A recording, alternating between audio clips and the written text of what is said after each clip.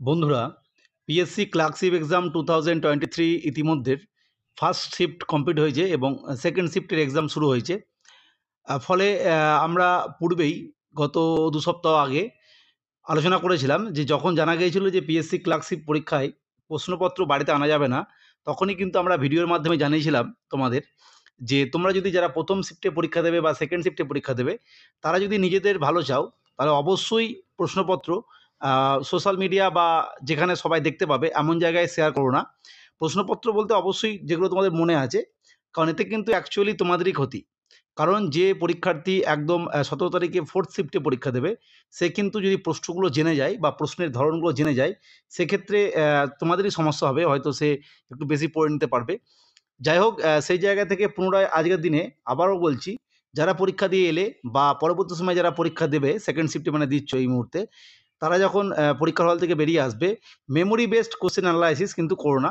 অবশ্যই তোমাদের যদি কোনো বন্ধু-বান্ধব থাকে, একসঙ্গে গ্রুপ স্টাডি করো, সেক্ষেত্রে আলাদা ব্যাপার। কিন্তু একদম সরাসরি সোশ্যাল মিডিয়ায় কোনোভাবেই পোস্ট করো না মেমোরি বেসড কোশ্চেন। কারণ আমরা পূর্বেই এসএসসির সিএইচএসএল, এমটিএস পরীক্ষায় দেখেছিলাম, তারা কিন্তু অফিসিয়ালি জানিয়ে দিয়েছিল। আমি সেই ভিডিওতে আলোচনাও করেছিলাম যে পিএসসি হয়তো এই নিয়ে কোনো তথ্য দেবে। যাই হোক, পিএসসি এই নিয়ে তথ্য দেয়নি। কিন্তু যেহেতু পিএসসি কোশ্চেন আনতে দিচ্ছে না এবং তার মূল কারণই হচ্ছে যাতে প্রশ্নপত্রের যে ধরন সেটা বোঝা না যায়, যেহেতু নরমালাইজেশনের ব্যাপার নেই।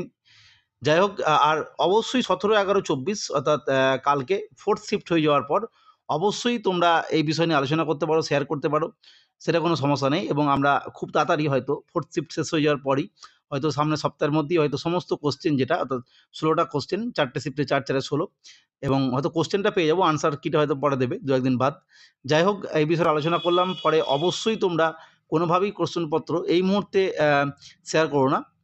পরবর্তী সময়ে আলাদা ব্যাপার। কিন্তু এই মুহূর্তে অর্থাৎ 4th শিফট কমপ্লিট না হওয়া পর্যন্ত কোনোভাবেই বাইরে নিয়ে এসো না। এটা কিন্তু তোমাদেরই ক্ষতি। যাই হোক, আজকে এই ভিডিওটা আলোচনা করলাম। পরবর্তী আপডেট ক্লার্কশিপ বা অন্যান্য পরীক্ষা নিয়ে পেতে অবশ্যই চ্যানেলটিকে সাবস্ক্রাইব করে রেখো। আজকের ভিডিও দেখার জন্য প্রত্যেককে অসংখ্য ধন্যবাদ।